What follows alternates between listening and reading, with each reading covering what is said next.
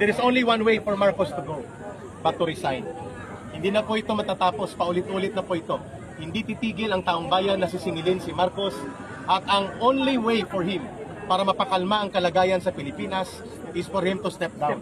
And resignation is a constitutional option. At ang papalit sa kanya, constitutional pa rin. The Vice President will be the successor. At nandyan po yan sa saligang batas. Hindi kami nananawagan ng karahasan, ng kodita, ng mutiny, o ng revolusyon.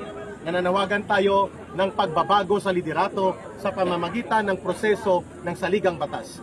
Malinaw that when the people already rejects the leadership of the President and they call for him to resign and step down, the process shall take place na pwede siya mag-resign, at para mapakalma ang sitwasyon at maging panatag ang buong lipunan at buong mamamayan ay ang Vice President will succeed. Kaya nananawagan kami kay Vice President Sara Duterte to be on standby. When the people, the sovereign will of the people, dito sa EDSA ngayon ay mananawagan yan, dapat handa ang Vice President na sumunod sa panawagan ng mamamayang Pilipino. At dapat kasama natin siya. Kasi siya ang leader, siya ang mag-unify sa ating mga kababayan na nandito. Vice President, dapat Samahan niyo na kami. Samahan niyo kami.